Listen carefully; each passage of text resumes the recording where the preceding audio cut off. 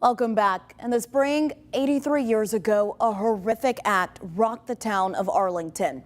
The lynching of a man named Jesse Lee Bond in broad daylight right here in the town square. For several generations, his family has continued to tell what happened to him. And now they're partnering with a Mid-South organization to put up a historical marker at the site to memorialize Bond and bring awareness to the justice he never got. That's my great-grandmother right there. In Shelby County's oldest black cemetery. 1860, 1853. Dates marking a storied past of suffering. When I walk through the cemetery, tears come down my eyes because I can feel the pain that my family has gone through over the years. Through the crumbled concrete, there's one spot bare. I'll probably put the tombstone probably in here. Another date, April 28th, 1939. He was lynched at the Wilson Feed Store in Arlington. Ronald Morris is the nephew of Jesse Lee Bond. His uncle is buried just a few miles from where the then 20-year-old's life tragically ended, here at the S.Y. Wilson store. Uncle Jesse had to come to the feed store as many sheriff corporals of that time came and got goods, and then they put it on a ledger, and then when the crops came in, they came in and paid.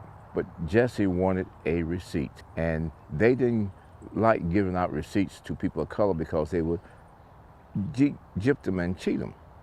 So what happened was Jesse demanded a receipt.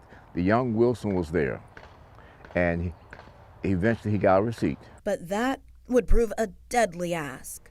Old man Wilson got angry. He said, "Go and get that person and bring him back here to me." When he came back, they began to shoot him and reel him to the outhouse. They took him, drug him, castrated him, and staked him out in the Hatchet River. I think it was somewhere in this area.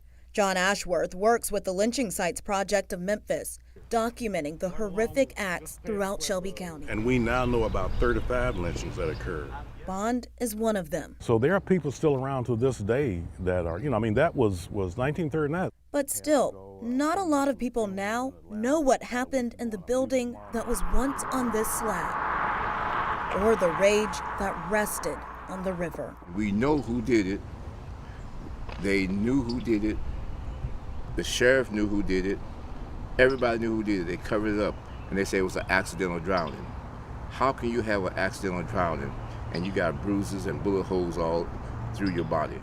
In fact, in a commercial appeal article from January of 1940, the headline reads, "Two men, Charles Wilson and William Johnson, exonerated of murder charges for killing Bond," even saying, quote, "No wounds or marks of violence were found on his body." But this is an all-white jury in the early 1930s and early 40s. They weren't going to convict them. While Jesse never got justice, there's some good coming out of sharing his story and others like him. Is that we have created a space where people can have honest conversations about the past, no matter how painful it can be. It robbed me, my brothers, my sisters, my cousins, from enjoying one of our uncles. That leaves a scar in your heart.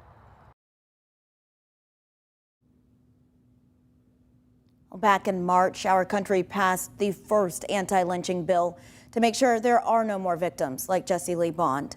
The group says they have been trying to get a marker at Bond's lynching site since 2017. Now, I did reach out to the town of Arlington, and they told me they hadn't received any formal application, but that is where the process would start for them for putting up a marker.